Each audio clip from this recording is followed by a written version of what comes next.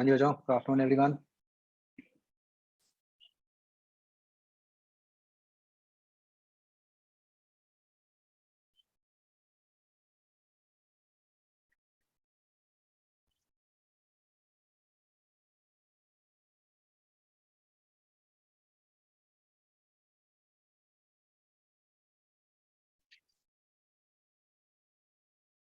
बच्चों अभी ना आज एक्चुअली उत्कर्ष सर की तबीयत खराब हो गई थी, फिर हमें लगा कि अब 2 क्लासेस के लिए आपको क्या बुलाएं ऑफलाइन।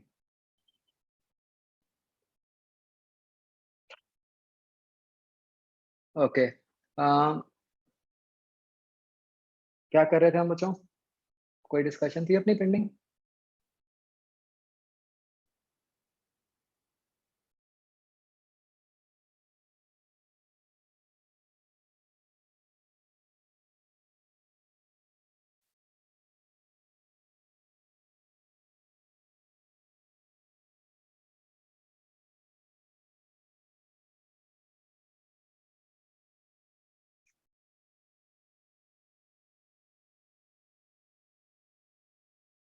हाँ जी।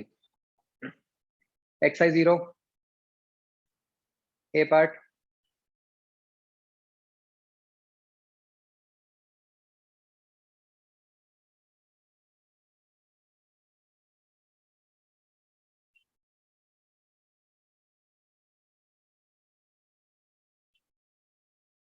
सेवेंथ क्वेश्चन बच्चों, मतलब जो इसमें क्या दिक्कत है? मतलब पहले आपके पास ऐसे है, ठीक है जी। अ, तो इसका तो आपको पता ही है कि जो सेंटर ऑफ मास है वो सेंटर पे आएगा, है ना? तो आपके लिए अब इफेक्टिवली जो क्वेश्चन है वो ये है कि ऐसे 3 स्क्वायर्स रखे हुए हैं और उनका सेंटर वही पुराने वाले से डिस्टेंस निकालना है ना? तो आप क्या करोगे? आप इन सारे स्क्वायर्स को पॉइंट मासेस में कन्वर्ट कर दो, तो उनको उनके सेंटर्स पे रख दो। तो ये 3 मासेस बन गए, मास m ईच, ठीक है? तो इसके सीएम की पोजीशन निकाल दो।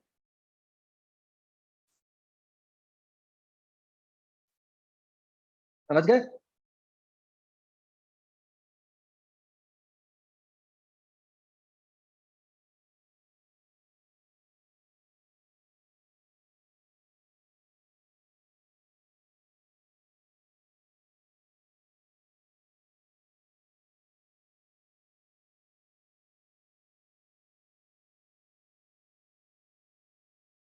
एक्सरसाइज 1 बच्चों, ए पार्ट।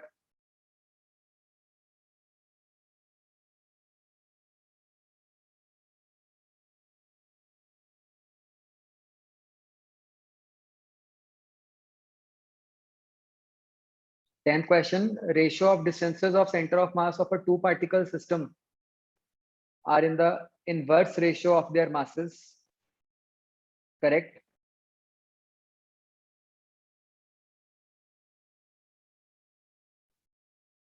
जैसे अगर आप ऐसे 2 मासेस लेते हो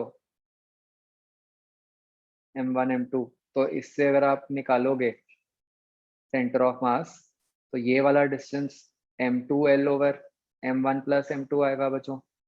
ये वाला distance m1l over m1 plus m2 आएगा।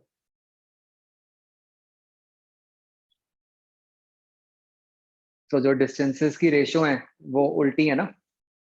अगर आप ये x1 रेशियो x2 करोगे तो वो m2 रेशियो m1 आएगा।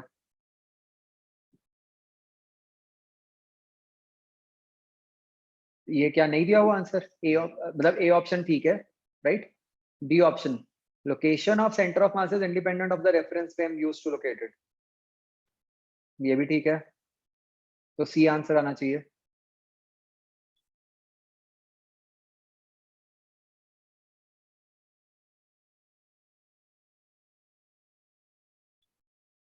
कोई कंफ्यूजन है क्या इसमें? देखो लोकेशन का है, मतलब कि जैसे अगर एक स्क्वायर है तो स्क्वायर का सेंटर ऑफ मास तो उसके सेंटर पे ही आएगा ना हमेशा। आप किसी भी जगह से मेजर कर लो।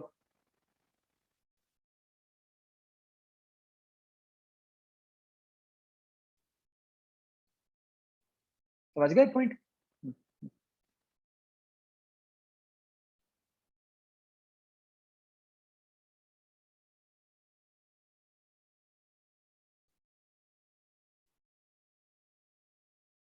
ये 23rd क्वेश्चन बच्चों अभी आज हमने पढ़ना है इसका कंसेप्ट।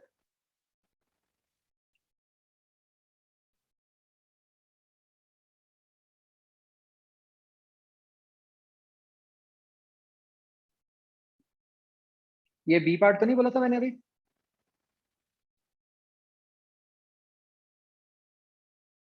ओके।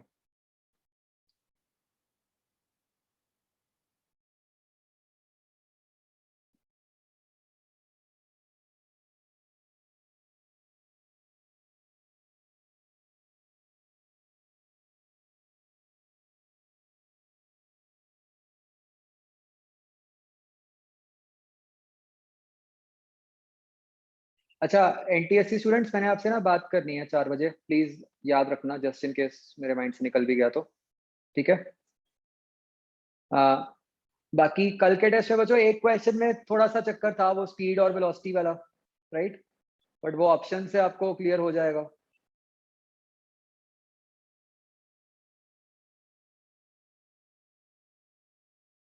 मतलब वो स्टेटमेंट पढ़ के तो समझ आ ही रहा है ना कि उसमें ऐसे ही करना पड़ेगा।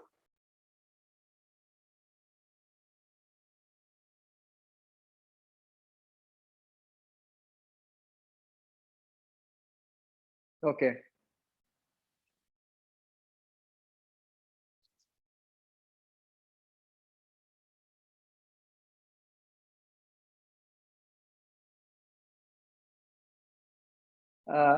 तो हम बच्चों यहाँ पर थे,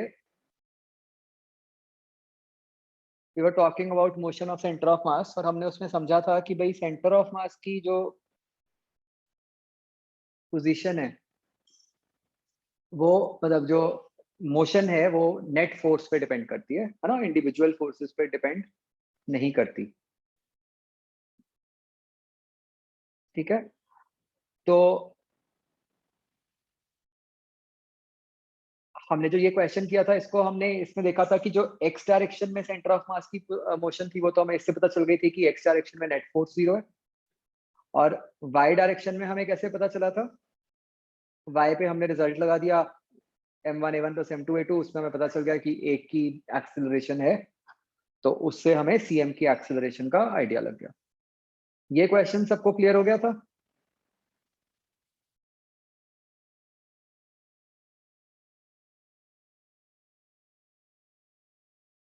ओके। ऐसे ही बच्चों, मान लो हम ये केस लेते हैं, एक बॉम्ब है एट रेस्ट, तो जो उससे एक्सप्लोजन हुआ, उससे जो पार्टिकल्स हैं वो एक्स में भी जा रहे हैं और वाई में भी जा रहे हैं। ठीक है।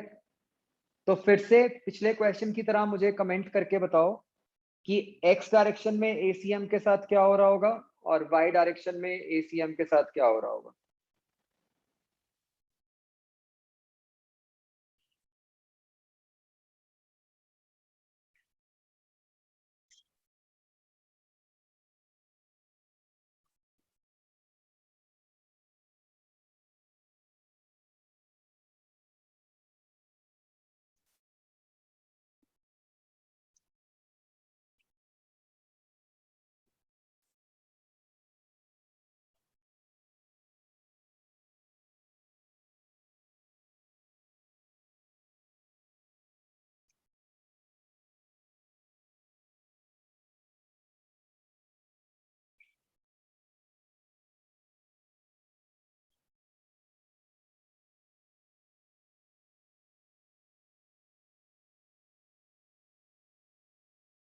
ये बताओ बच्चों फटाफट, बिल्कुल आसान है।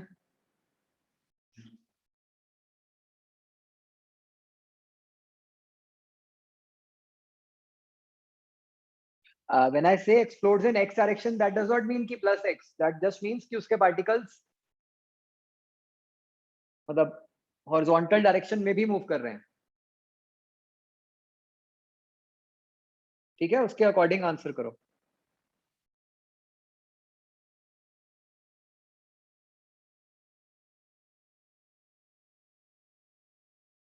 मतलब आपका आंसर जो है वो कैसे आना चाहिए, तो जब आप एक्स डायरेक्शन में बता रहे हो तो आपका आंसर लेफ्ट राइट या जीरो में आना चाहिए, जब आप वाई का आंसर दोगे तो वो अप डाउन और जीरो में से आना चाहिए एक आंसर।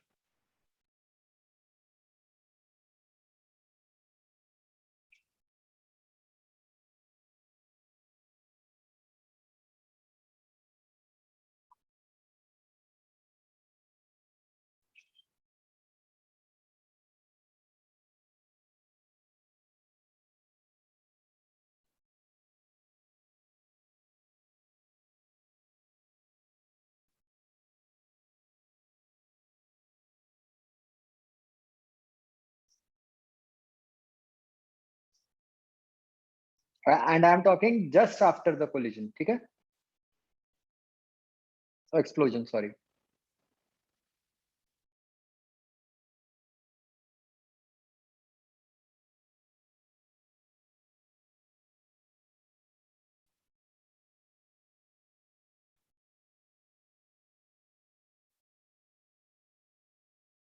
हाँ, ACM बताना है, यस।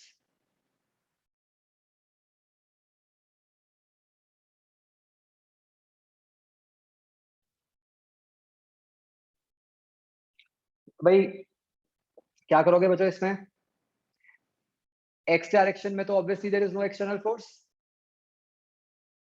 तो एक्स डायरेक्शन में तो जीरो ही हो गया। वाई में क्या होगा, भाई वाई में हमें क्लियरली दिख रहा है कि इनिशियली तो कुछ पार्टिकल्स की तो ऊपर की तरफ एक्सेलरेशन होएगी ना, तभी तो वो ऊपर को जा रहे हैं, मानते हो?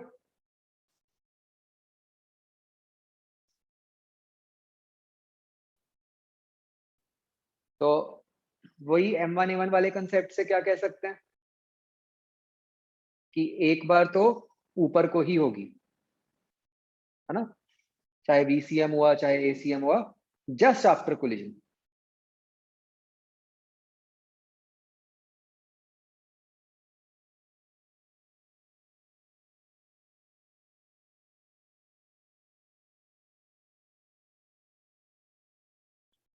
एंड मतलब कोलिजन के जस्ट बाद, एक्सप्लोजन के जस्ट बाद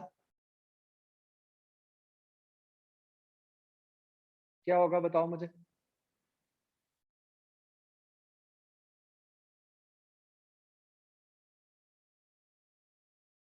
क्या एक्सप्लोजन के कुछ देर बाद आप ACM के बारे में कुछ कह सकते हो?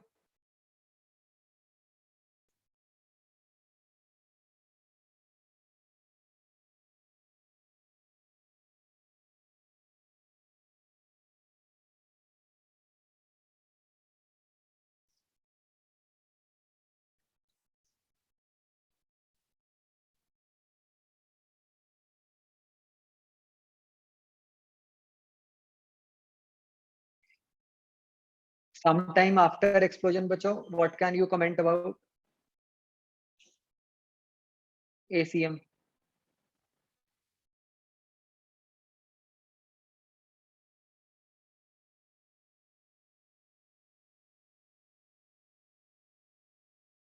यस, sometime after तो क्या हो जाएगा, सिंपली G डाउनवर्ड्स हो जाएगा, क्योंकि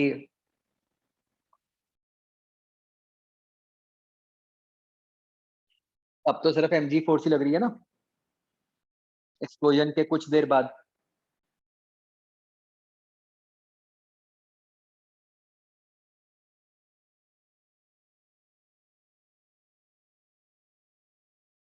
तो बिल्कुल इनिशियली क्यों चक्कर पड़ रहा है बच्चों,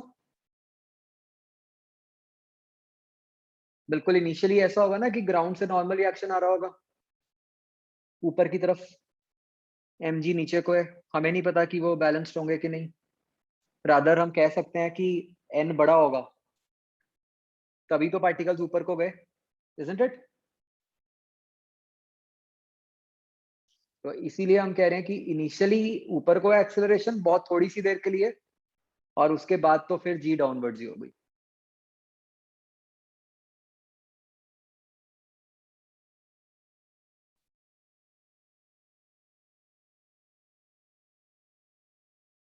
ठीक है, सम वन ऑफ यू मेंशन्ड कि यहाँ पे मोमेंटम कंजर्व होगा, तो VCM कहाँ से आ गया? तो बताओ मुझे, क्या मोमेंटम कंजर्व होगा यहाँ पे?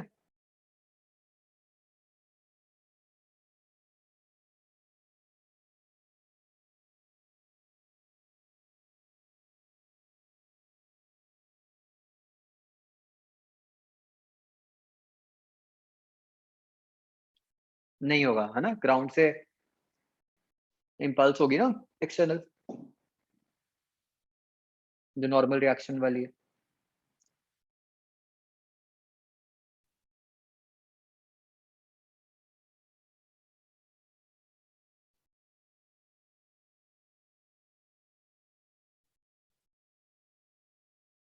अंडरस्टूड?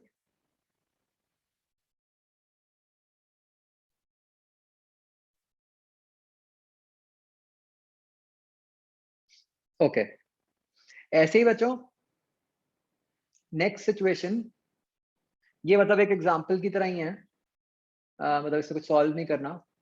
क्या आप ये सोच सकते हो कि अगर हमने ऐसे प्रोजेक्टाइल फायर किया और मिडवे एक एक्सप्लोजन हो गया, तो जो प्रोजेक्टाइल का सेंटर ऑफ मास है वो स्टिल ओरिजिनल पाथ फॉलो करता रहेगा, बाकी सारे पार्टिकल्स चाहे जैसे मर्जी जिधर मर्जी जाएं।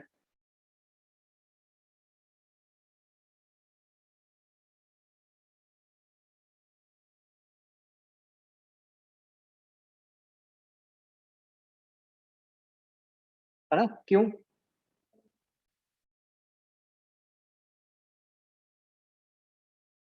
क्योंकि सीएम को तो कोई फर्क ही नहीं पड़ा ना एक्सप्लोजन से। एक्सप्लोजन से जो भी फोर्सेस आई वो तो इंटरनल आई, है ना? एक्सटर्नली तो कोई फर्क ही नहीं आया। तो इसलिए सीएम तो जैसे पहले मूव कर रहा था वो वैसे ही मूव करता रहे।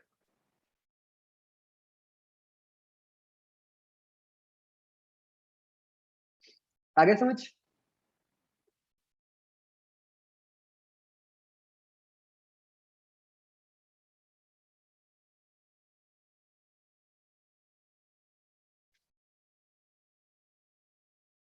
हाँ बच्चों, ये एग्जांपल क्लियर हो गया?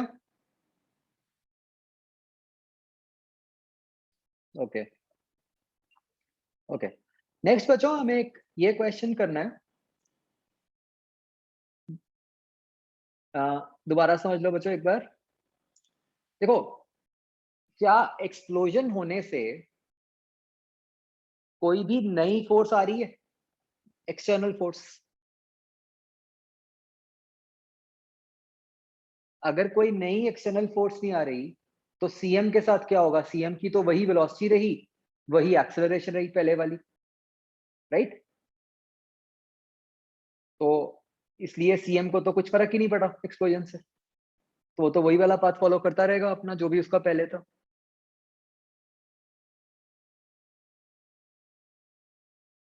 ओके, तो नेक्स्ट सोचो हमने ये एग्जांपल करना है।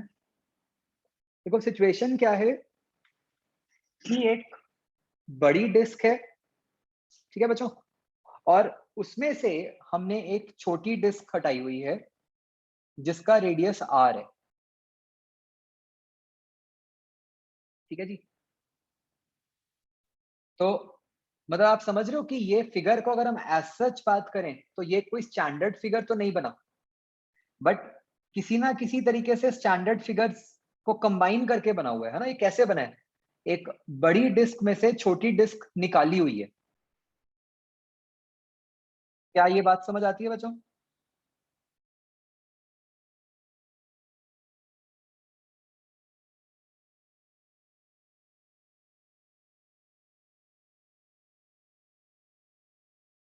तो अब बच्चों हमने ऐसे सोचना है, मतलब हमें यहाँ पे जो हमारा काम है that is to find the position of centre of mass from C. हाँ, क्योंकि मतलब जो हमने छोटी डिस्क जो काटी है उसका डायमीटर आर है, ठीक है? तो इसलिए वो जस्ट उसके सेंटर को टच कर रही है। समझ आ रहा है बच्चों फिगर?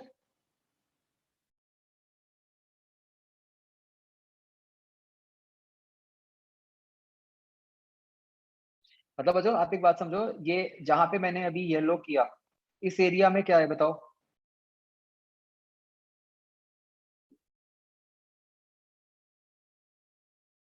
खाली, ठीक है, यहाँ कुछ नहीं है। तो अब बच्चों यहाँ पे हमने कंसेप्ट क्या समझना है कि नॉर्मल क्वेश्चंस जो हमने अभी तक किए, वहां पे अगर हम एक मास के बाद 2 मास हो जाएं या 3 मास हो जाएं, मतलब मासेस ऐड हो रहे हो, तो हम सेंटर ऑफ मास कैसे निकालते हैं? m1 x1 plus m2 x2 plus m3 x3 करके, है ना, अपॉन m1 प्लस m2। यहां पे हम इस फिगर को कैसे क्रिएट कर रहे हैं?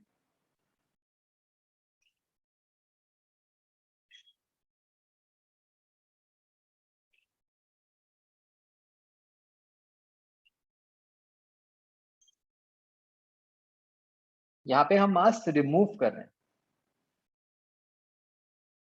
ठीक है, जिसका मास हम स्मॉल m मान लेते हैं।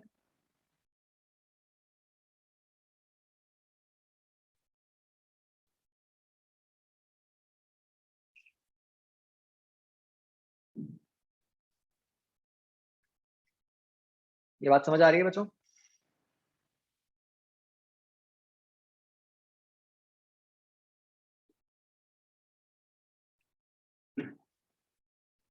तो हमारे फॉर्मूला में बच्चों यहाँ पे इस केस में क्या आना चाहिए, जो कि नॉर्मली हमारा मतलब कोई 2 मासेस होते हैं।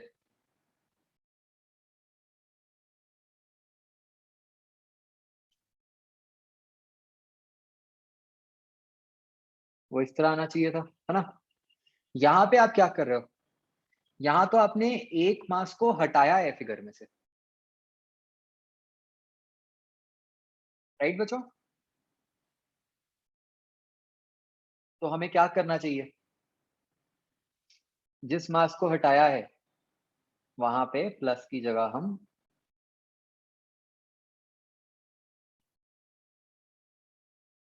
माइनस कर दें।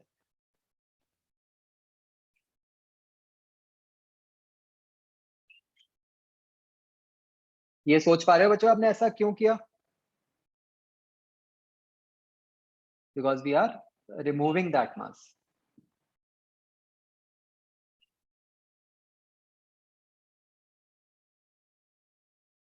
तो मुझे इस तरह से लिखना है, m into x1 minus small m into x2 upon m minus m।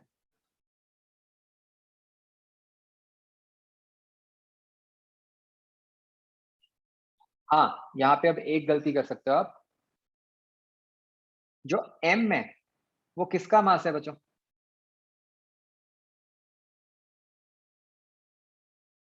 Capital M। ये जो गिवन फिगर है, क्या उसका मास है?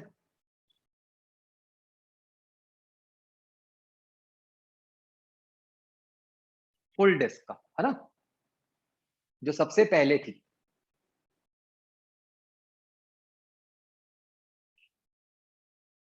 तो कैसे लिखोगे बच्चों आप?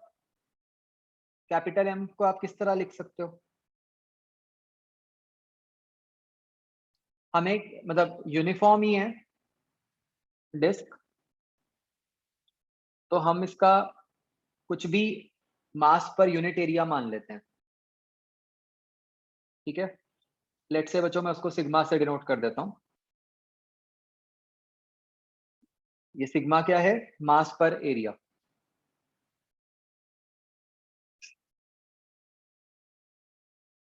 तो कैपिटल M बच्चों कैसे लिखा जाएगा?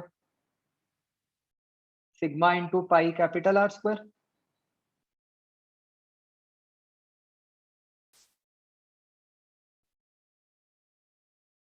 इंटू x1, मतलब बड़ी डिस्क के सेंटर का x कोऑर्डिनेट, मतलब उसके CM का x कोऑर्डिनेट वो कहाँ पे है?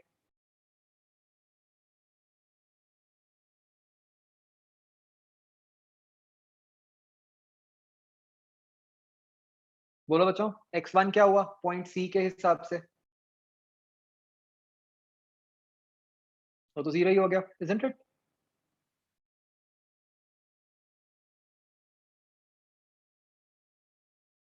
माइनस, अब स्मॉल m क्या आएगा? सिग्मा इंटू छोटी डिस्क का रेडियस क्या है बच्चों, इस फिगर से बताओ।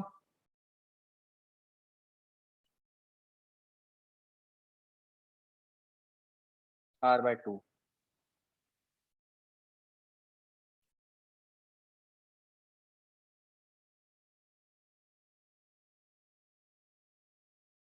राइट, और उसके लिए x2 क्या डलेगा बच्चों, उसका x कोऑर्डिनेट,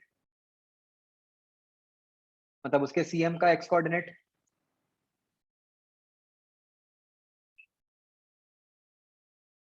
r/2, राइट।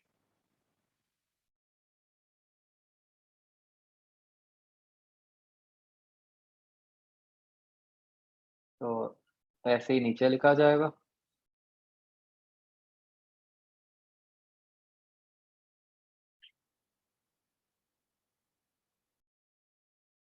देखो इससे क्या आंसर बन गया बच्चों, sigma into pi R square वाली टर्म तो कट ही रही है।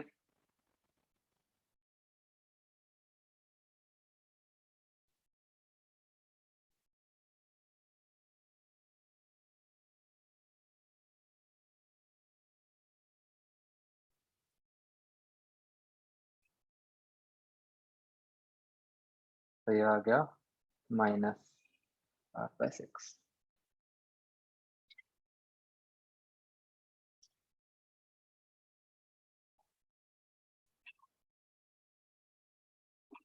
सबको समझ आया बच्चों क्वेश्चन?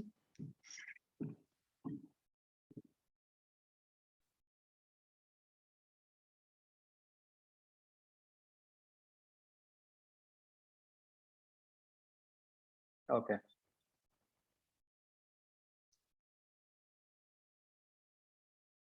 तो बस सिंपल सी बात क्या याद रखनी है, जब कोई मास रिमूव हो रहा हो, है ना, तो वहां पे प्लस की जगह माइनस आ जाएगा हमारे फॉर्मूला में।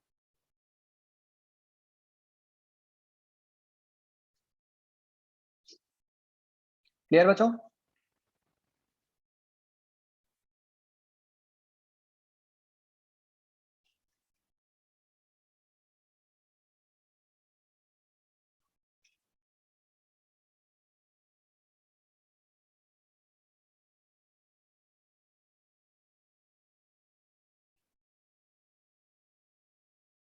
हाँ, और y कोऑर्डिनेट में तो फर्क ही नहीं आएगा, क्योंकि वो तो चाहे बड़ी डिस्क है चाहे छोटी डिस्क है, दोनों का ही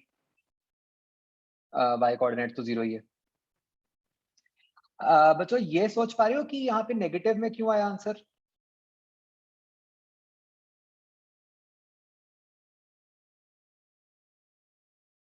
तो सेंटर ऑफ मास तो ज्यादा मास की तरफ ही होएगा ना, तो ऑब्वियसली लेफ्ट साइड पे ज्यादा मास है, राइट।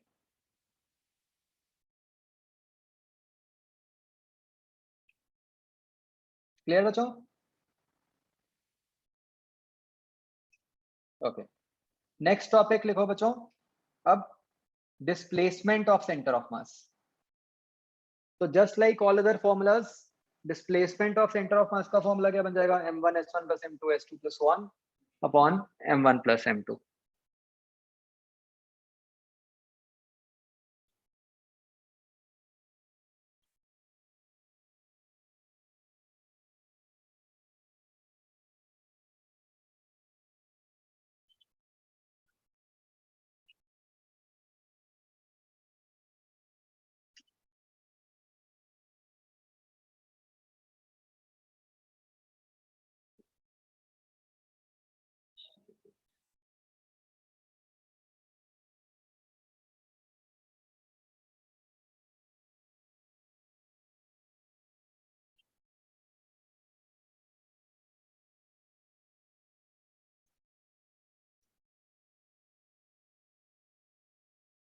लिख लिया बच्चों?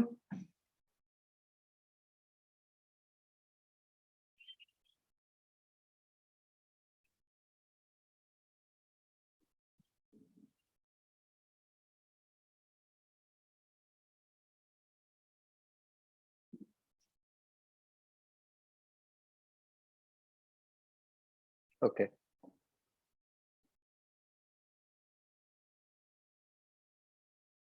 तो अब इसमें देखो बच्चों किस टाइप के क्वेश्चंस बनते हैं, जैसे ट्राई करो।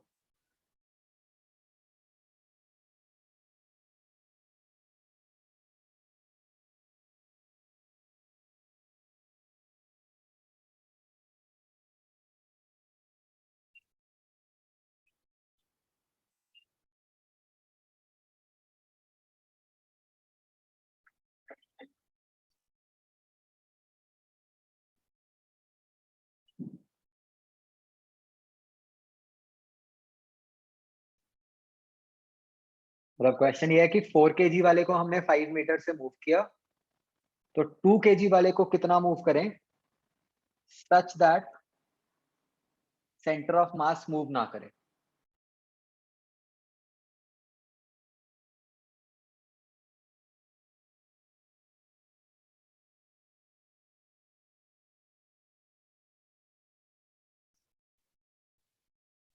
दीपक ठीक है,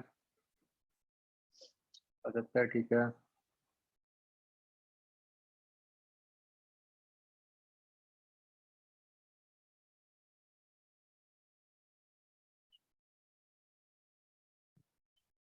भाविक शुभम लक्ष्य ठीक है,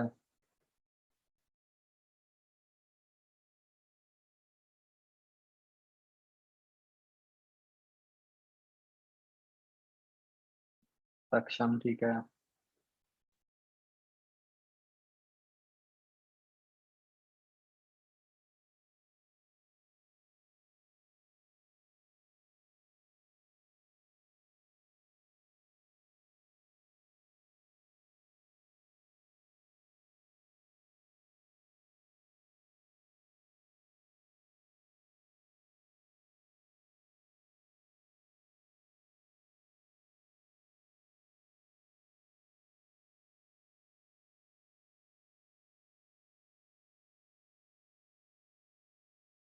तो इसका आंसर बच्चों मतलब -10 या 10 टुवर्ड्स लेफ्ट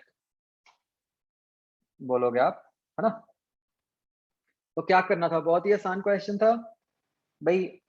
SCM 0 करना है तो M1 S1 plus M2 S2 0 हो गया, राइट?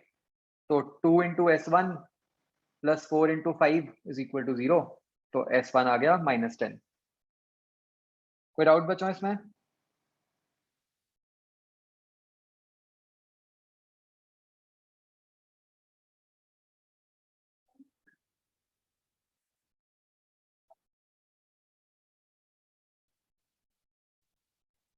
समझ आ गया बच्चों?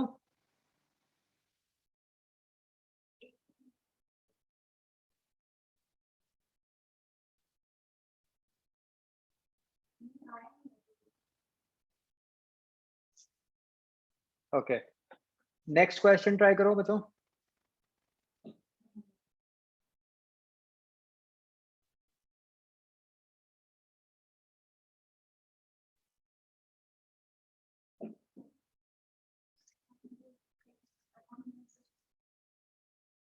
तो ये सिचुएशन है बच्चों, स्टैंडर्ड वेज सिचुएशन। आपको पूछा है find displacement of capital M when small M reaches bottom.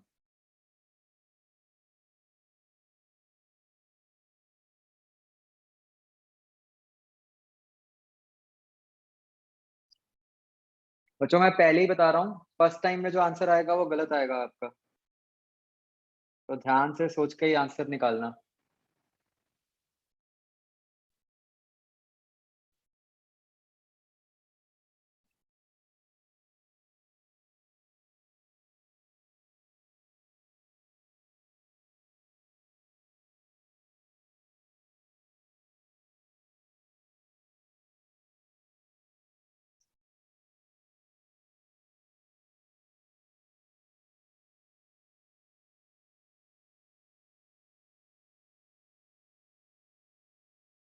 नहीं नहीं, वेज फिक्स नहीं लेना, अगर फिक्स लेंगे फिर तो आंसर 0 आ जाएगा।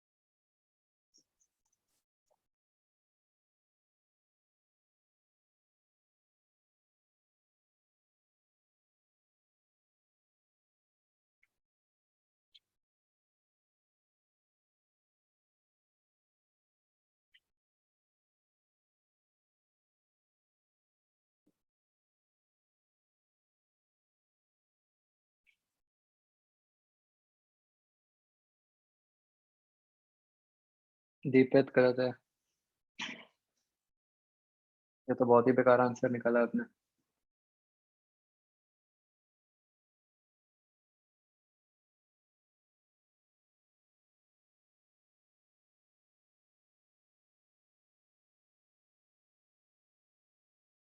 बच्चों सिचुएशन क्लियर हो गई आपको इस क्वेश्चन की कि क्या हो रहा है?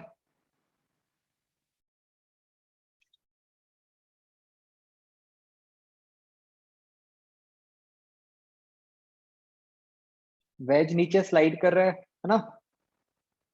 मतलब बॉक्स नीचे स्लाइड कर रहा है, उस कारण से वेज जो है वो राइट को मूव करेगा। तो आपको बताना है कि वेज कितना राइट को मूव करेगा।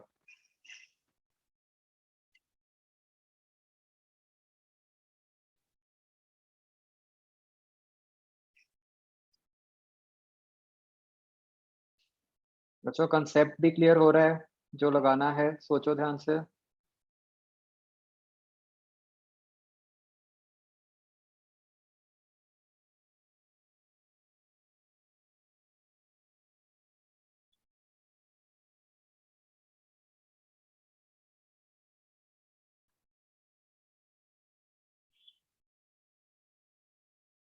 बच्चों साइन के साथ प्रॉपर आंसर देना मुझे।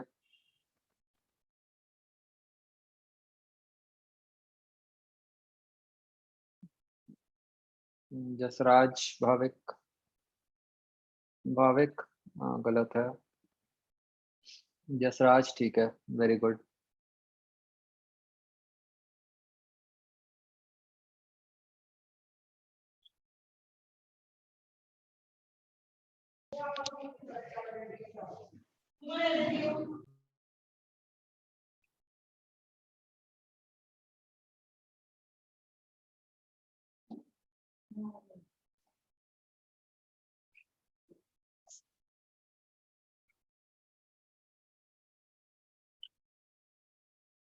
मंजोत गलत है। अनुभव ठीक है।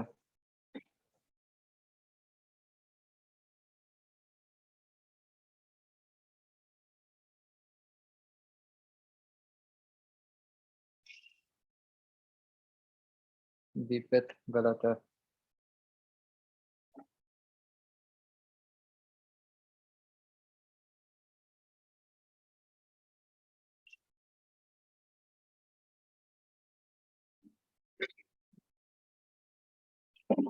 हर्षप्रीत गलत है। लक्ष्य गलत है। ऐना गलत है।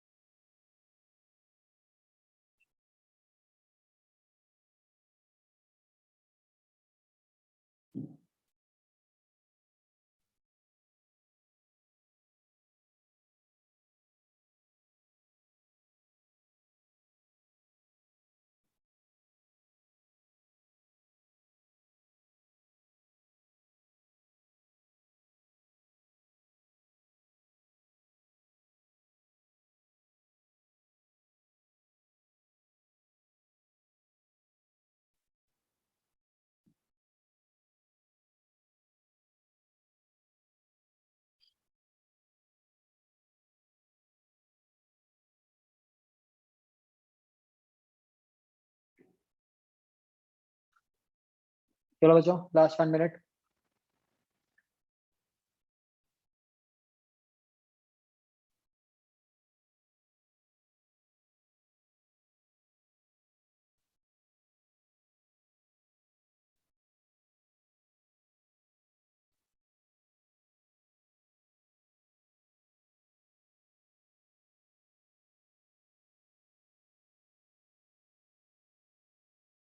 दैविक गलत है।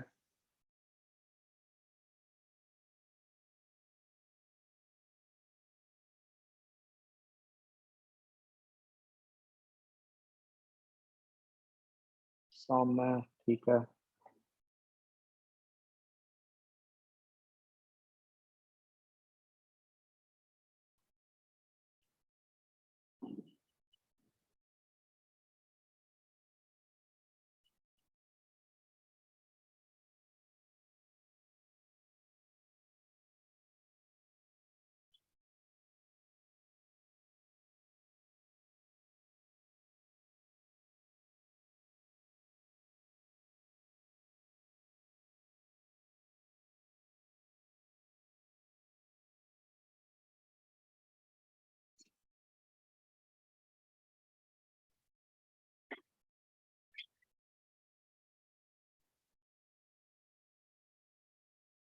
चलो देखो बच्चों, हमें कैपिटल एम की डिस्प्लेसमेंट पूछी है जब स्मॉल एम बॉटम पे जाएगा। ठीक है।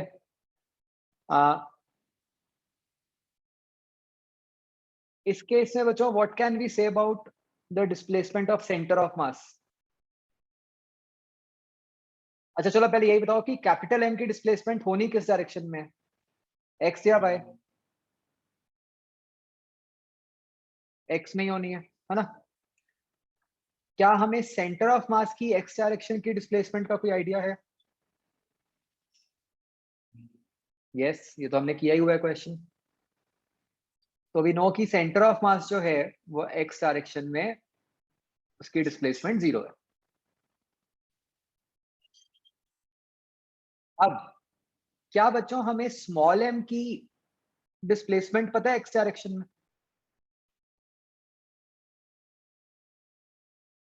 बताओ।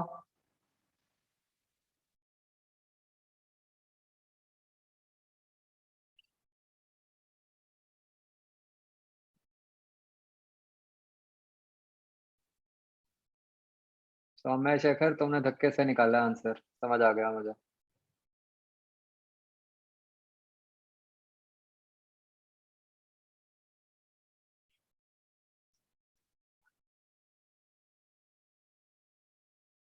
बच्चों स्मॉल एम की एक्स डायरेक्शन की जो डिस्प्लेसमेंट है वो हमें सीधा तो नहीं पता।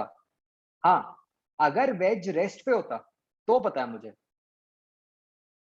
अगर वेज रेस्ट पे होता तो स्मॉल एम की क्या डिस्प्लेसमेंट है एक्स डायरेक्शन में, बताओ। नीचे आने तक।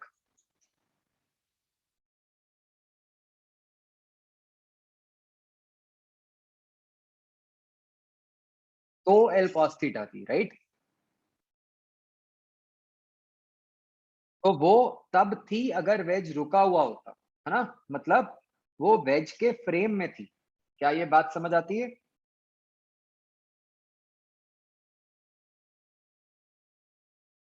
है ना? एल कॉस थीटा जो है वो अर्थ फ्रेम डिस्प्लेसमेंट नहीं है, वो वेज के फ्रेम में डिस्प्लेसमेंट है।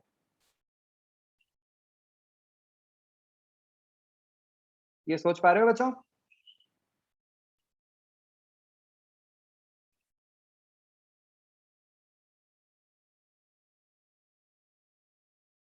तो displacement of small m is not minus L cos theta. Rather, displacement of small m with respect to capital M is minus L cos theta.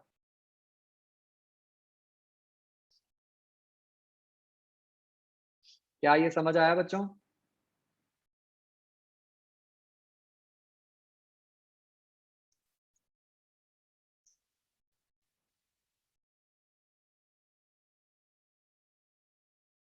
अब ये होता क्या है बच्चों?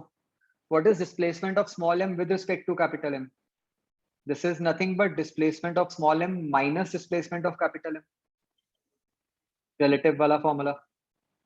तो ये मेरे पास डिस्प्लेसमेंट ऑफ स्मॉल m निकल के आ गई as s capital M minus L cos theta. जितने लोगों ने आंसर निकाले थे बच्चों, मुझे सही सही बताओ, क्या आपने ऐसे ही किया था?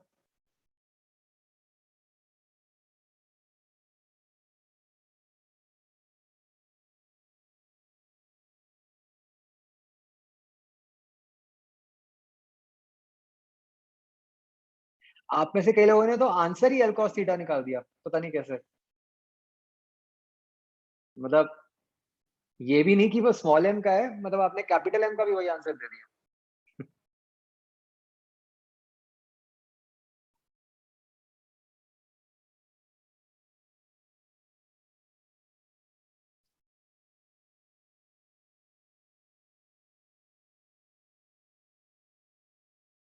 ओके, अब बच्चों एक बार जब हमारे पास ये आ गया, अब हमने क्या लगाना है? अब हम displacement of C M equal to 0 कर देंगे। तो m1 स्मॉल एम इंटू उसकी displacement plus capital M into उसकी डिस्प्लेसमेंट, वो हो गई 0।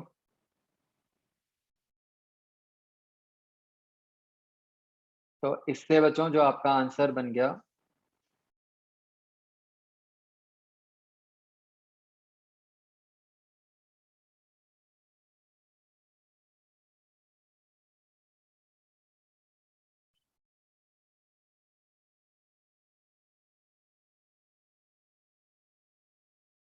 ये वाला।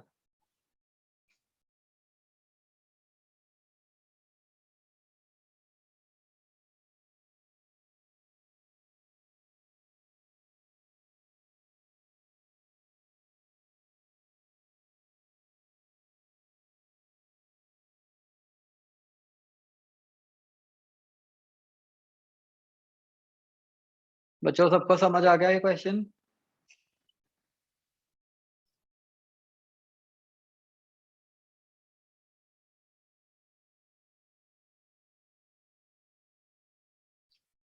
जिन लोगों ने आंसर दिया था ऐसे ही दिया था?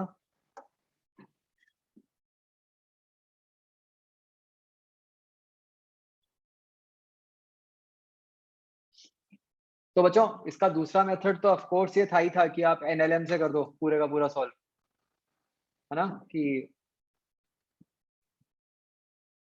कि आपको स्मॉल एम की डिस्प्लेसमेंट एक्सेलरेशन पता है, उसे टाइम निकाल लो, फिर कैपिटल एम की एक्सेलरेशन निकाल लो कि उतने टाइम में उसने कितना मूव किया।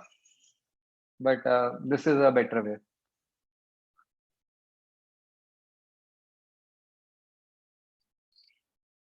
तो बच्चों ऐसे क्वेश्चंस में ना एक ये बहुत ही ध्यान रखने वाली बात होती है कि जो डिस्प्लेसमेंट है वो अर्थ फ्रेम है या रिलेटिव है ना?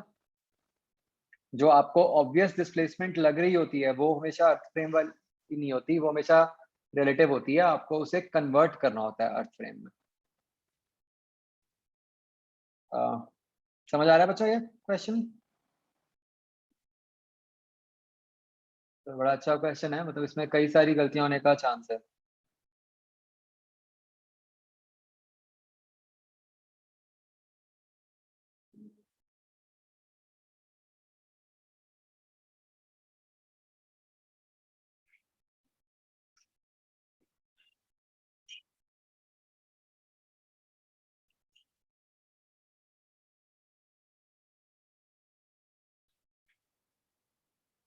किस स्टेप पे पूछ रहे हो सक्षम?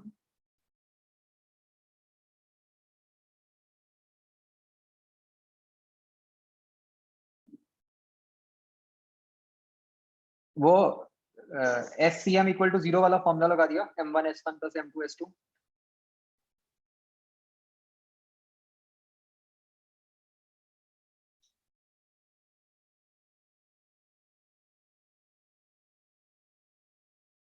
क्लियर हो जाओ?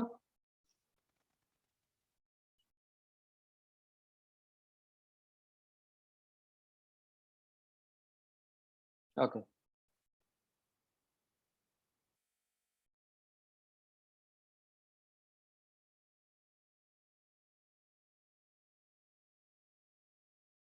तो फिर से बच्चों एक ये पॉइंट समझ लो कि अगर वेज रेस्ट पे होता तो स्मॉल एम की जो डिस्प्लेसमेंट है एल कॉस थीटा होती है ना? अदरवाइज तो वेज राइट को भी जा रहा है, तो वेज की कुछ मोशन तो उसके साथ मतलब ब्लॉक की कुछ मोशन तो उसके साथ भी हो रही है ना? तो अगर वेज रेस्ट पे होता मतलब क्या हुआ, वेज के फ्रेम।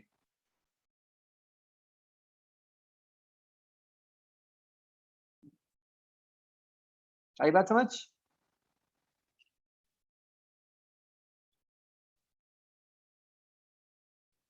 ओके चलो नेक्स्ट क्वेश्चन ट्राई करो।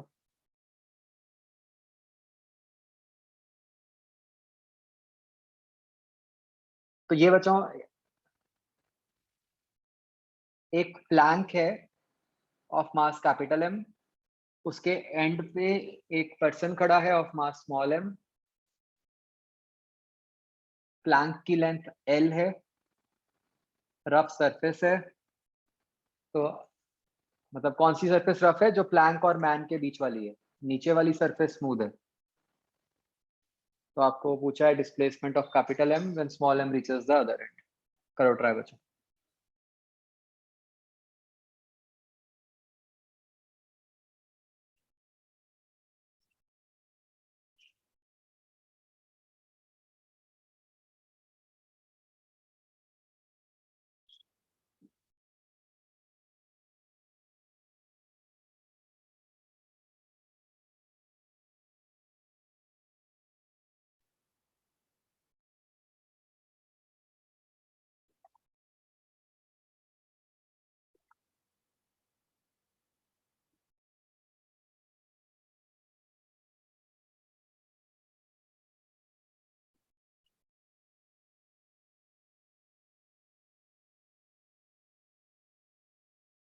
कैपिटल एम जो है वो प्लैंक का मास है।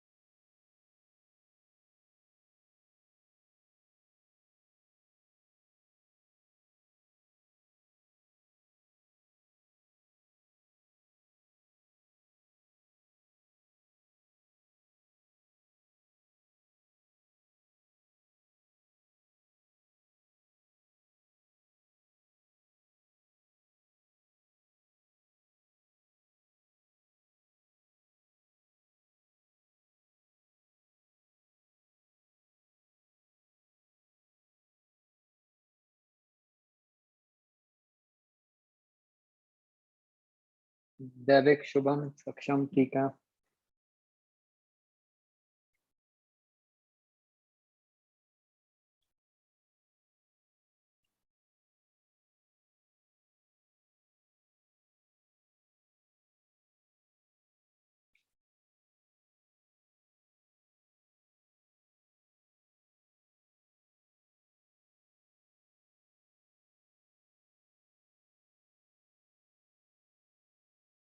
मोहक ठीक है।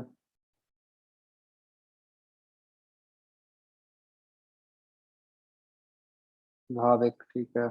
दर्शवीर गलत है।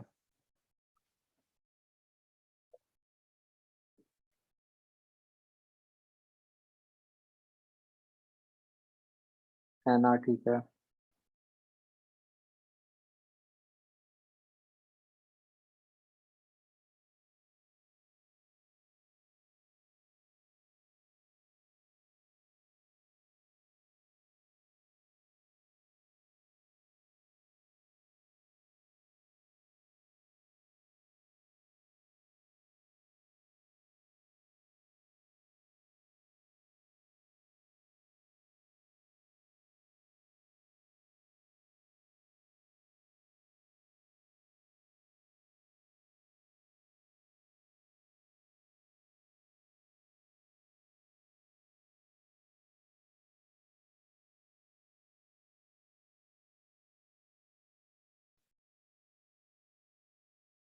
चलो बच्चों लास्ट 1 मिनट।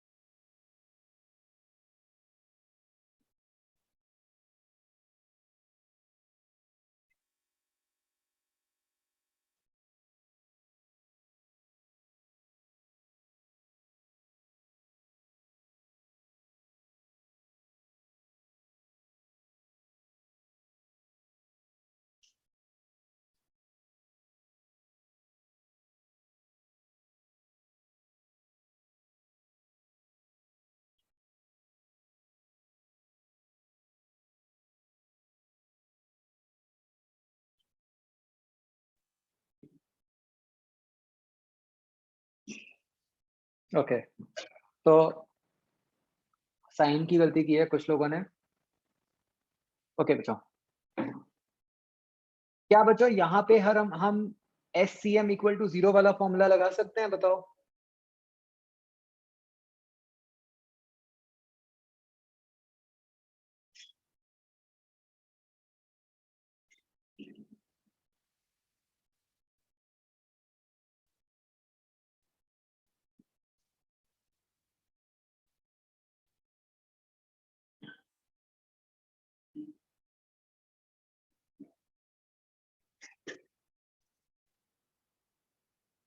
एक्स डायरेक्शन में बच्चों, यस और नो?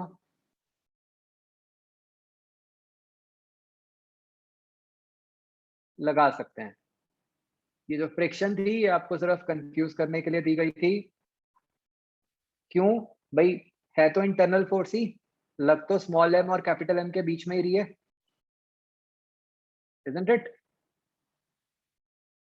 सीएम को तो इफेक्ट तब होता है जब कोई एक्सटर्नल फोर्स आती है, बाहर से लगती है। तो यहां पर भी आप एस सी एम 0 कर सकते थे। अब जब मैन दूसरे एंड पे पहुंच गया, तो जो उसकी डिस्प्लेसमेंट है, क्या बच्चों वो कैपिटल एल है?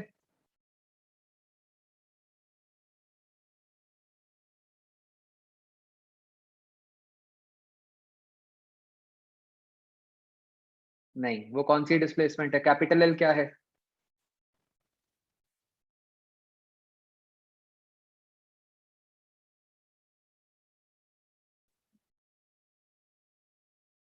वो with respect to capital M है, राइट? तो वही चीज जब आप यूज करोगे आपका ये आंसर आ जाएगा। तो बच्चों आपका आंसर माइनस के साथ आना चाहिए था। माइनस साइन क्या डिनोट कर रहा है कि ये जो कैपिटल एम है वो लेफ्ट की तरफ मूव करेगा। मतलब बेसिकली बिल्कुल ऊपर वाले क्वेश्चन की तरह ही करना था इसको, ठीक है? ये फ्रिक्शन से कोई इफेक्ट नहीं पड़ा।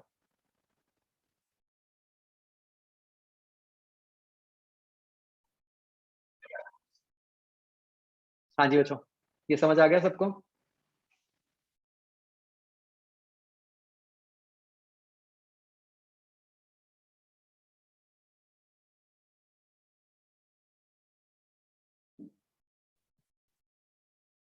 बच्चों एक बार टेक 2 मिनट्स, आज की क्लास में जो कुछ भी कराया देखो उसमें कोई डाउट है तो।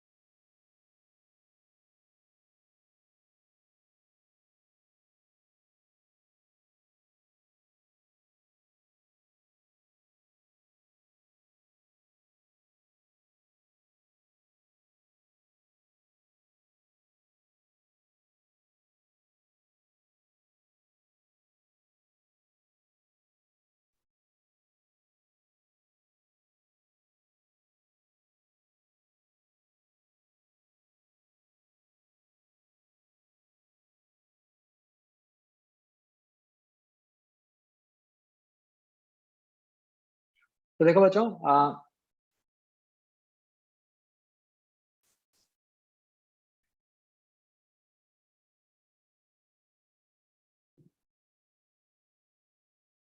ओके, तो 2-3 डाउट्स आए हैं मेरे पास। सबसे पहला तो डाउट बच्चों ये है कि अगर एक्सटर्नल फोर्स 0 हो गई, ठीक है, राइट, जो इन क्वेश्चंस में हो रहा है, तो ठीक है, उससे पता चल गया कि ACM 0 है। तो हाउ डू वी जस्टिफाई कि अगर ACM 0 है तो डिस्प्लेसमेंट भी 0 होगी, राइट? तो वो बच्चों हमें इन सिचुएशंस को देख के पता चल रहा है कि जैसे मान लो इनिशियली प्लैंक पड़ा है और उसके ऊपर मैन खड़ा है, राइट? तो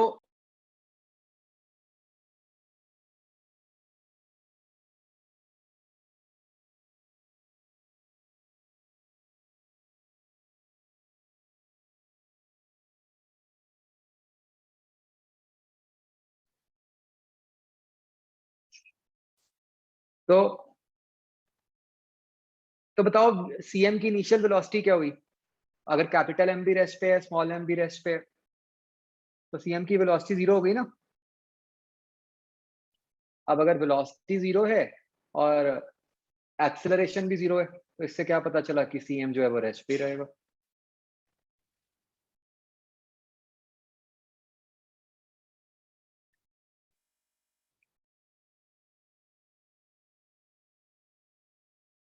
तो मंजोत, आई थिंक आपका डाउट भी क्लियर हो गया होगा।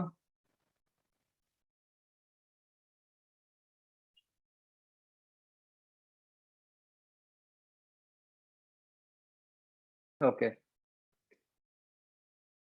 एक मेरे पास बच्चों डाउट आया था कि ये जो डिस्क वाला हमने क्वेश्चन किया था कि उसमें हमने बड़ी डिस्क और छोटी डिस्क का सिग्मा सेम क्यों लिया? क्योंकि वो मटेरियल सेम है। जिस मटेरियल की बड़ी डिस्क है उसी मटेरियल की छोटी डिस्क निकालोगे ना आप उसमें से, तो मास पर एरिया तो सेम ही होगा। एनीथिंग एल्स बच्चों?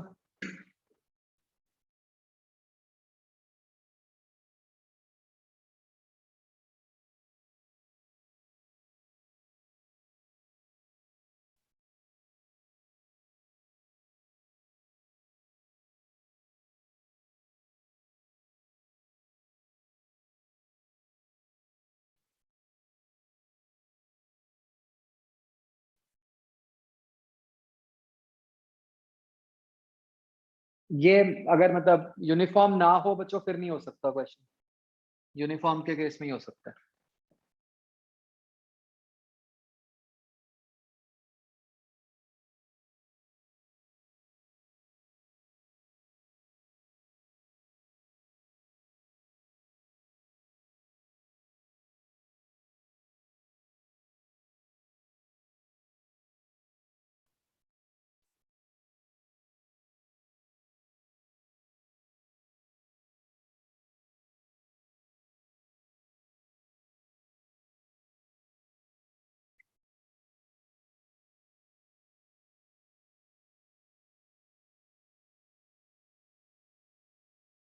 ओके, चलो बच्चों आगे बढ़ते हैं।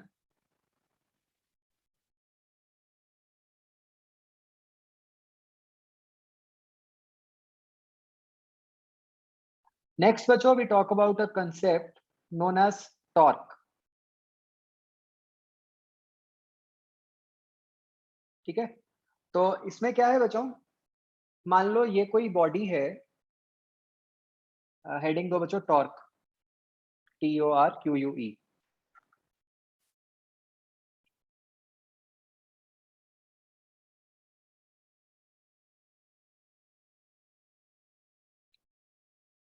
तो अब ये सिचुएशन क्या है कि मान लो ये बच्चों एक बड़ी सी कोई बॉडी है,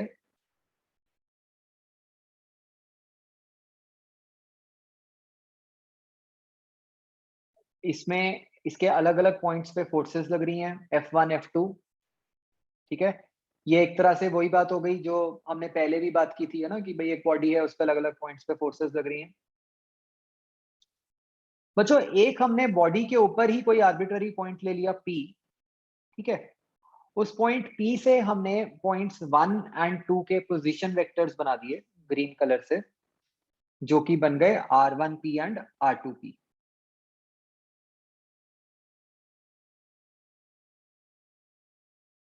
तो अगर आप ध्यान से सोचो तो ऑलमोस्ट वही वाला ही फिगर है जो हमने पहले सीएम की डेरिवेशन में बनाया था।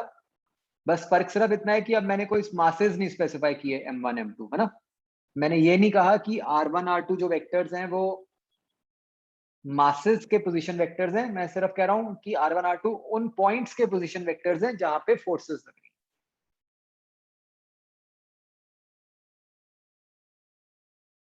ठीक है, तो ये फिगर बच्चों आपको क्लियर हो रहा है कि ये क्या, मतलब क्या क्या इसमें शो किया हुआ है?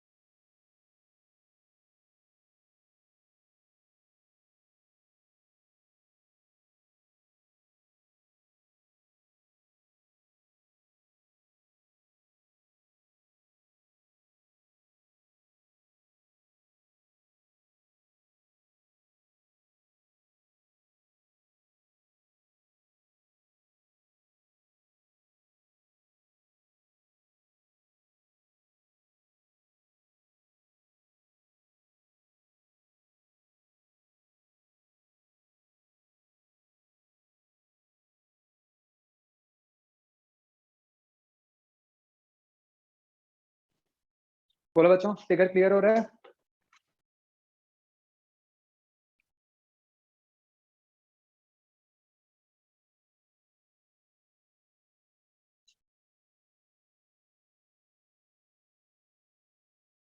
ओके, अब बच्चों हमें जो बात समझनी है वो ये है कि ऐसे जब एक बड़ी बॉडी है, जब उस पे मतलब ऐसे अलग अलग तरफ को फोर्सेस लग रही हैं, तो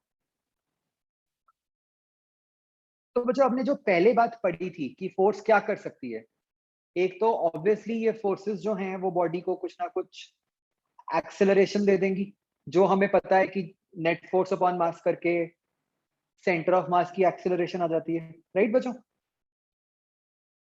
दूसरी बात, क्या हमें ये समझ आती है कि इस केस में जो फोर्सेस लग रही हैं वो बॉडी को घुमा भी सकती हैं,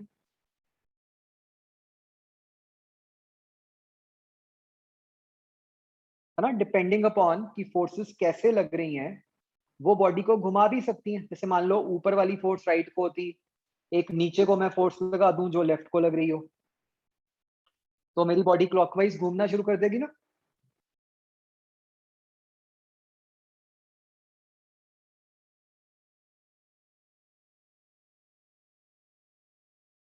तो अब बच्चों हमें ये बात करनी है कि फोर्सेस किस तरीके से बॉडी को घुमाना शुरू कर देती हैं, ठीक है? कि कैसे फोर्सेस एसीएम तो देती ही देती हैं, उसके अलावा कैसे उनका रोल रहता है बॉडी को घुमाने में भी। ठीक है जी, तो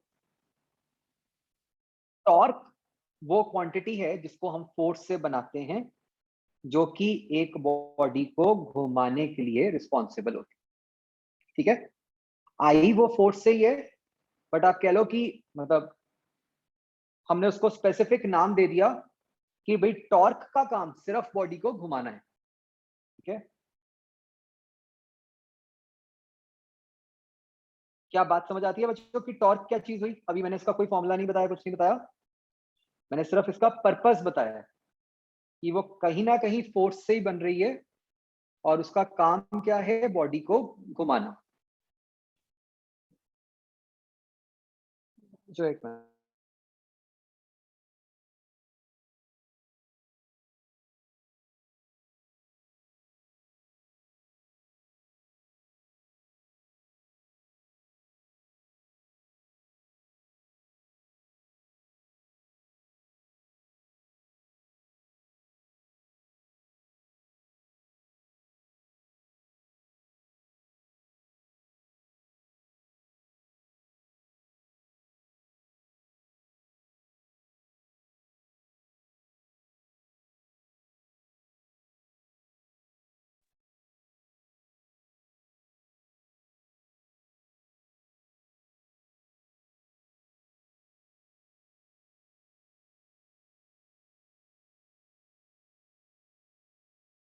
ओके, तो फिर से बच्चों, टॉर्क एक ऐसी क्वांटिटी है जो बनी तो फोर्स से ही है, ठीक है, लेकिन इसका काम क्या है? बॉडी को घुमाना, ठीक है। इसको हम ऐसे सोच सकते हैं कि भाई जैसे जो पंखा है, राइट, तो पंखे की जो मोटर है उसका क्या काम है? पंखे के ब्लेड्स को टॉर्क प्रोवाइड करना जिससे कि वो घूम पाए। इज दिस थिंग क्लियर बच्चों? ओके, तो ये बच्चों जो टॉर्क का फॉर्मूला होता है that is equal to R cross F, ठीक है। मतलब टॉर्क हर फोर्स की इंडिविजुअल होती है। जैसे बच्चों आपको क्या होगा, फोर्स से ही इंपल्स बनती है ना, एफ टी, ऐसे ही फोर्स से ही टॉर्क बनती है। तो जो फोर्स से टॉर्क बनती है बच्चों, वो एक पॉइंट के अबाउट होती है, ठीक है। तो हम उसको ऐसे बोलते हैं कि torque of force about P, ठीक है। And this is given by R one vector, मतलब जो पोजीशन वेक्टर है, क्रॉस एफ वन।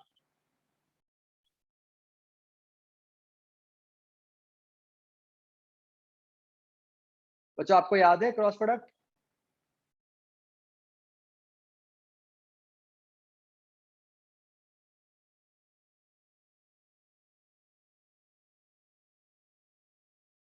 ओके, तो बच्चों इस फॉर्मूला को ध्यान से देखते हुए ये समझो कि टॉर्क निकालने के लिए आपको क्या कुछ चाहिए। एक तो आपको फोर्स चाहिए, है ना, मतलब फोर्स का वेक्टर चाहिए।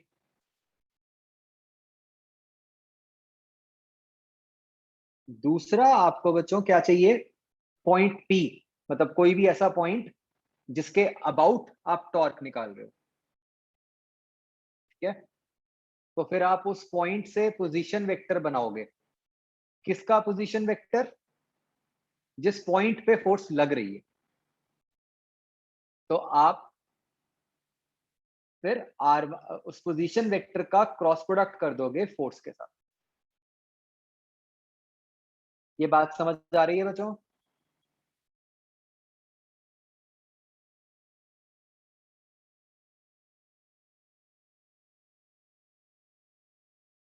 ठीक है, तो अब लिख लो कि टॉर्क क्या चीज है, कि quantity required to rotate a body.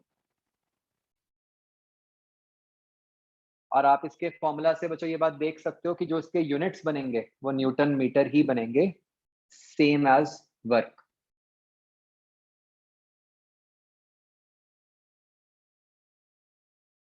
तो बच्चों हम ऐसे बोलते हैं कि अगर तो एक बॉडी को ट्रांसलेट करवाना है तो फोर्स चाहिए, और अगर एक बॉडी को रोटेट करवाना है तो उसके लिए हमें टॉर्क चाहिए। तो टॉर्क बनती तो फोर्स से ही है, लेकिन उसमें साथ में पोजीशन वेक्टर मल्टीप्लाई हो जाता है।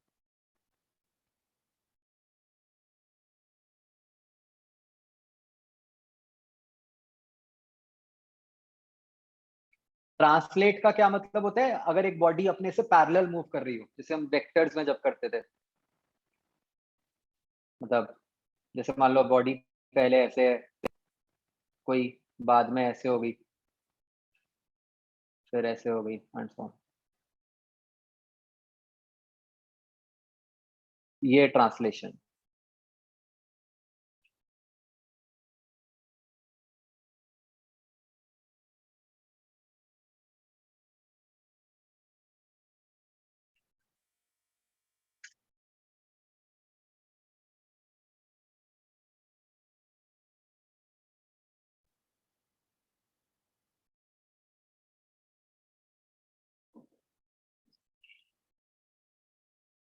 तो बच्चों बताओ, ये जो टॉर्क क्वांटिटी है वो स्केलर है या वेक्टर है?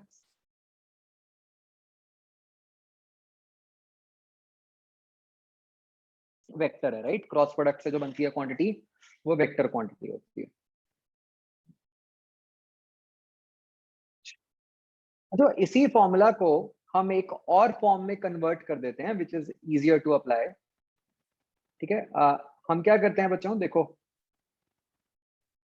देखो मैंने क्या किया बच्चों, पॉइंट P वही R1P वेक्टर दिखाया है और फोर्स F1 दिखाई है। तो मान लेते हैं कि R1P वेक्टर और फोर्स के बीच में एंगल थीटा था।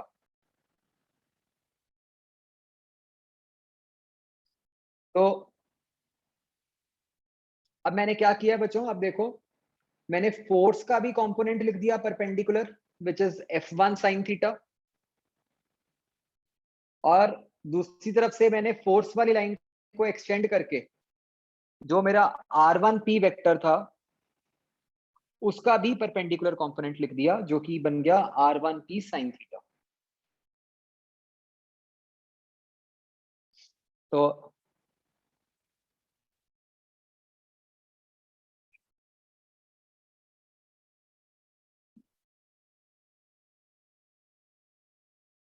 ये फिगर सब लोग ड्रॉ करो।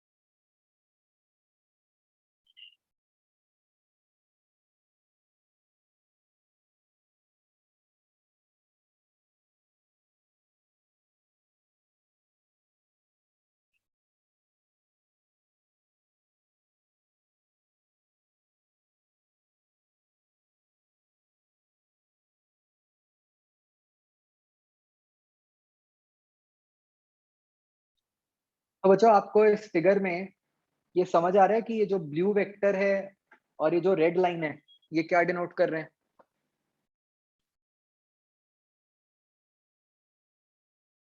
ब्लू क्या है? फोर्स का परपेंडिकुलर कंपोनेंट। किसके परपेंडिकुलर? पोजीशन के परपेंडिकुलर। और रेड क्या है? पोजीशन वेक्टर का परपेंडिकुलर कंपोनेंट। किसके परपेंडिकुलर? फोर्स के परपेंडिकुलर। राइट? तो आप ये समझ आ रहा है, फोर्स का perpendicular component F sin theta बन गया, पोजीशन का perpendicular component R sin theta बन गया। तो अब जो समझते हैं इस फिगर की क्या इंपॉर्टेंस है। देखो जो मेरा क्रॉस प्रोडक्ट का फॉर्मूला होता है वहां पे मैग्नीट्यूड क्या होता है बच्चों? यही फॉर्मूला बनेगा ना, R1P into F1 into sine theta.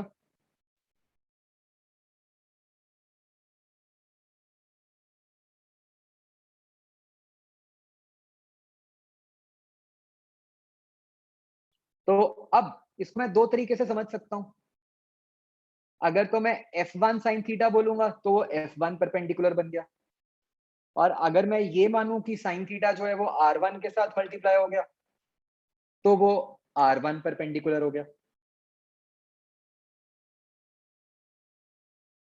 क्या ये बात समझ आती है बच्चों?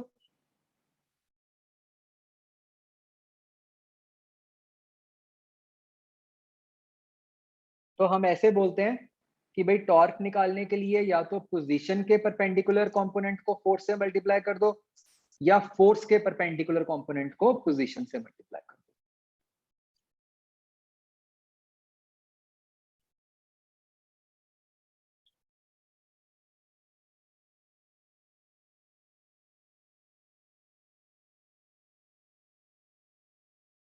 आई बात समझ बच्चों?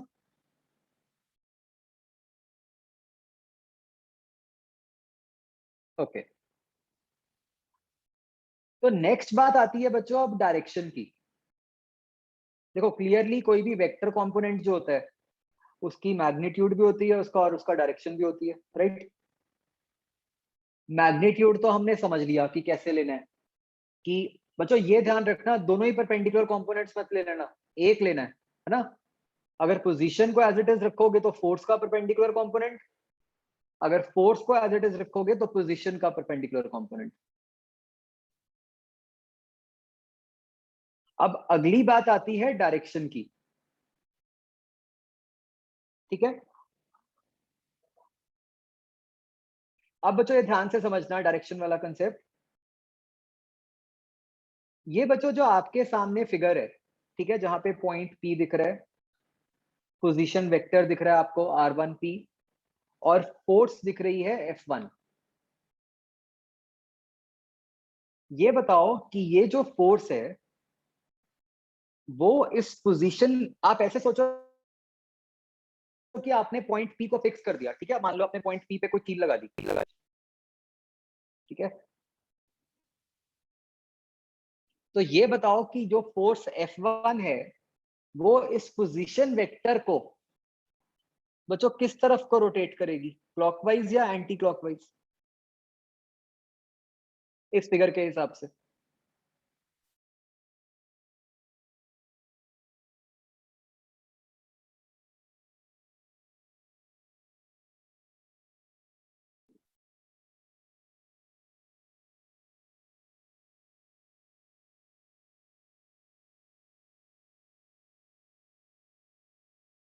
Clockwise, right. ये पोजीशन वेक्टर आपका किधर को जा रहा होगा, ये इस तरफ को जाएगा, तो ये कौन सी डायरेक्शन है, क्लॉकवाइज।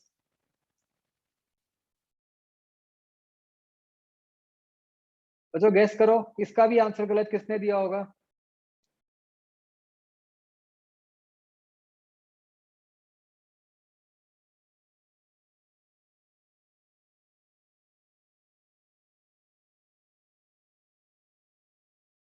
हाँ बिल्कुल ठीक गेस है।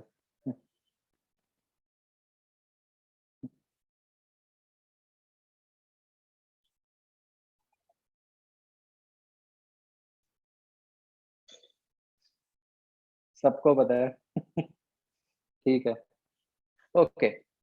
तो बच्चों जो टॉर्क की डायरेक्शन होती है, ठीक है, जो तो उसकी मैथमेटिकल डायरेक्शन होती है वो तो हम प्रॉपर क्रॉस प्रोडक्ट लगाकर निकाल सकते हैं, है ना, जो आई कैप जे कैप में आएगी आइडियली।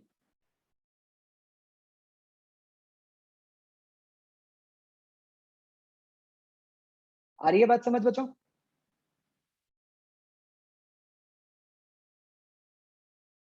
दूसरी होती है उसकी वैसे, मतलब जो कन्वीनियंट डायरेक्शन है या जो प्रैक्टिकल डायरेक्शन है, जैसे मैं आपको सर्कुलर मोशन में भी समझाता था, ठीक है, वो हम निकालते हैं क्लॉकवाइज एंटी क्लॉकवाइज के हिसाब से। तो हमने ये देखना होता है सिचुएशन में कि भाई जो फोर्स है वो हमारे पोजीशन वेक्टर को किस तरफ को घुमा रही है, ठीक है। तो उसके अकॉर्डिंग हम आंसर क्लॉकवाइज या एंटी क्लॉकवाइज के हिसाब से देते हैं। Is this thing clear to all.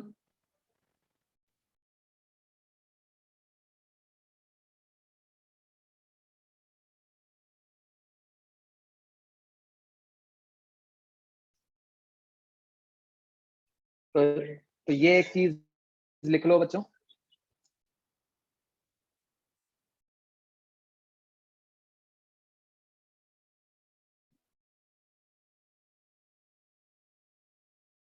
कि हम डायरेक्शन कैसे निकालते हैं।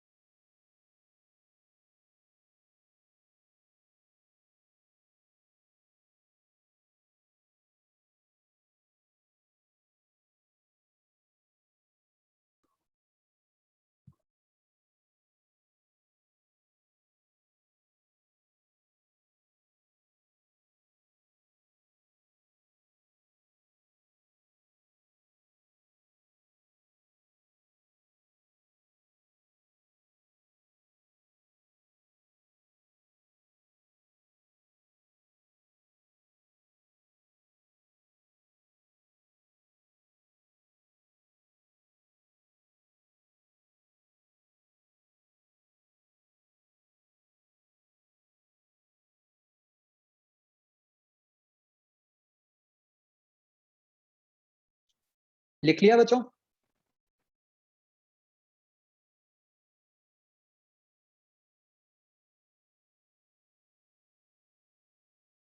ओके, चलो ठीक है बच्चों, दैट्स इट।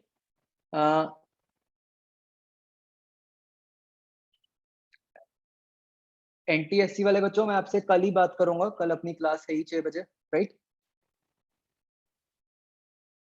और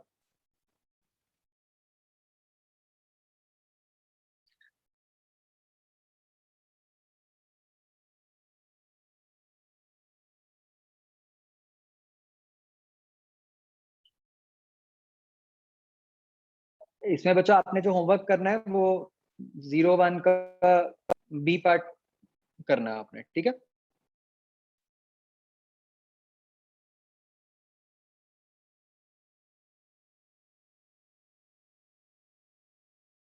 और 3A का ए पार्ट, राइट? चलो, ओके बच्चों। 3A मतलब मैं अभी डिस्कस नहीं करूंगा, तो जिसको टाइम मिलता है वो करते जाओ, ठीक है?